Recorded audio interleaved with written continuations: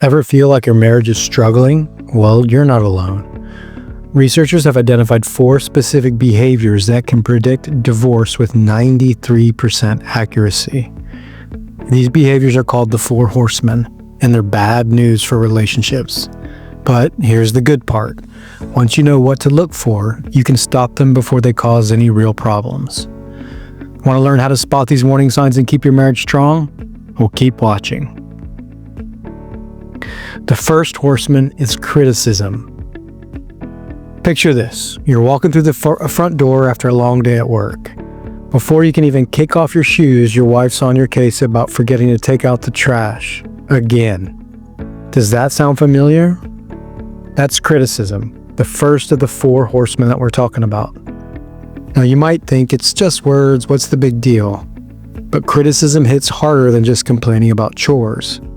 When your wife says, "You never think about how your actions affect me. You're so selfish." She's taking a shot at who you are, not just what you did. Criticism has a way of growing. One comment leads to another and suddenly you're in a full-blown fight. It's like a bad habit that gets worse over time. Here's something you might not know. Criticism is one of the main signs a marriage might end in divorce. It's not just talk, studies back it up. And get this, your wife may not even know she's doing it. Many people criticize without realizing it, which makes it tough to deal with. So why is criticism such a problem? It's like a rot in your relationship. Every critical moment eats away at your bond, your trust, and your openness with each other. Over time, it can turn your home from a safe place into a battlefield. You're probably thinking, all right, well, what do I do about it? First is you learn to spot it. And once you know what criticism looks like, what it sounds like in your relationship, you can start to fix it. The next step is setting healthy boundaries. And I've got a video that can help with that. Just check the description below.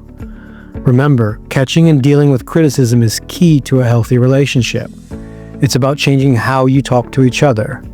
By doing this, you're working towards a stronger, more respectful partnership. The second horseman is contempt.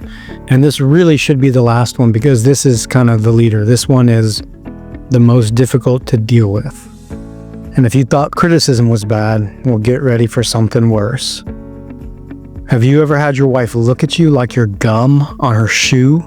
That's contempt. And it's wrecking your marriage. Contempt is criticism's meaner cousin. It's when your wife treats you like trash. Those eye rolls, the sneers, the mocking comments. That's contempt. And it's not just her words. It's how she says them. Her whole body screams that you disgust her. Here's the thing. Contempt is poison. It's not just rude. It can actually make you sick. The stress from being treated like dirt messes with your health. Your wife's attitude could literally land you in the hospital. And guess what? Contempt is the biggest sign your marriage is headed for divorce. Not money problems or cheating, it's contempt. When your wife acts like you're beneath her, it kills everything good in your relationship. Trust, respect, connection, all gone. Can you fix this? Well, it's tough, but it's possible. First step, again, spot it. You need to know what contempt looks like so that you can catch it in your relationship. And then again, setting healthy boundaries. If contempt's a regular guest at your house, it's time to act. Call it out. If your wife rolls her eyes, say, "Hey, that eye roll makes me feel disrespected. Can we talk without the attitude?" You're not attacking her, you're just letting her know it's not cool. Remember, good marriages still have fights, but it's how you fight that matters. If your wife can't talk to you without sneering, that's a big problem, and you need to deal with it. But wait, there's more. We've covered criticism and contempt, but the third horseman that might be sneaking around your marriage is even trickier than you'd think, and you might even be doing it without knowing. And that third horseman is defensiveness. Do you ever wonder why arguments with your wife spiral out of control, even when you think you're right? There's a pattern here, and breaking it could save your marriage. Let's talk about defensiveness. When your wife criticizes you, your first instinct is to defend yourself. You want to explain why you're not wrong. But here's the thing, defending yourself actually makes things worse. Defensiveness feels like self-protection, but it pushes your wife away. It's like telling her, your feelings don't matter, only mine do. That's a quick way to build a wall between you. Think about it. Your wife says, you never help around the house, and you list off all the chores you've done. Now you're in a debate, and nobody wins those.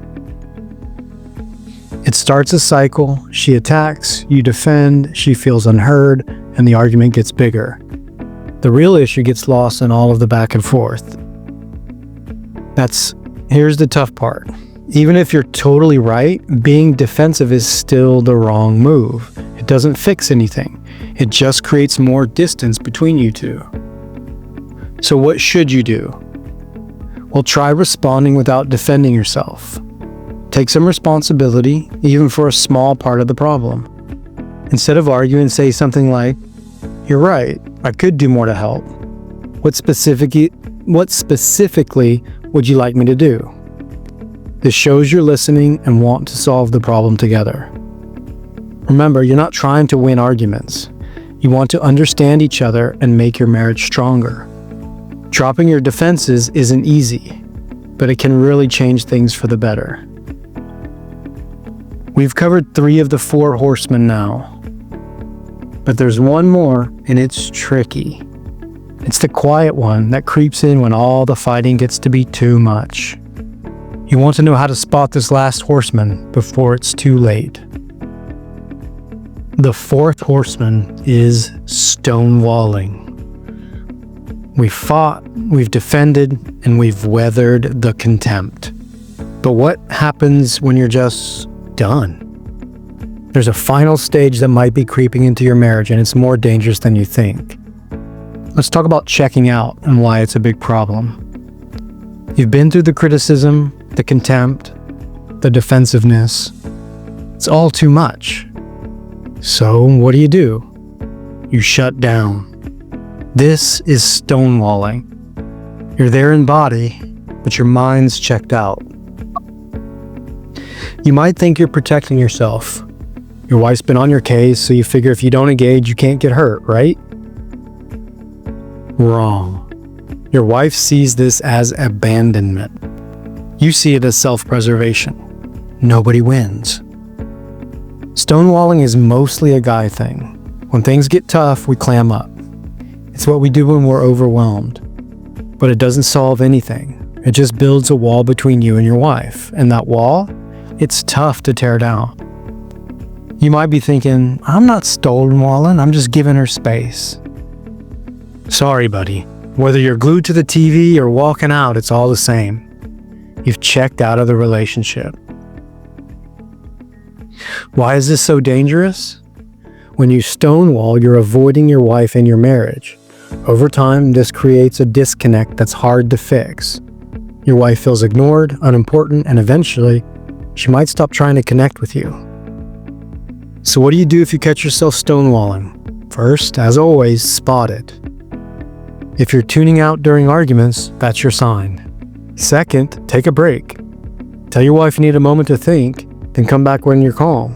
And if you really need a break, go on a fishing trip with your buddies for the weekend. Here's the truth. Knowing about stonewalling is just the start. The real work begins when you decide to do something about it. It's time to step up and face the problem, because your marriage is worth fighting for. Alright, well, let's wrap this up. You've seen the 4 horsemen: criticism, contempt, defensiveness, and stonewalling. These behaviors can wreck your marriage if you let them. But now you know what to look for, and that's a big first step. What's your next move? You can't let these behaviors keep tearing your relationship apart. It's time to act. A good marriage isn't about never fighting. It's about how you handle those fights when they happen. You might be thinking, this is too much. But here's the thing. You can control yourself. Start by working on your own responses. Set boundaries. Learn to communicate better. It's not easy, but it's worth it. And you don't have to do this alone. There's help out there for guys like us. Counseling workshops or online courses can give you the tools you need. The key is to do something now. I've got a book that I wrote, and you can find a link to that in the description below. But your marriage is worth fighting for. So what are you going to do about it? Step up and make a change. Your future depends on what you do today.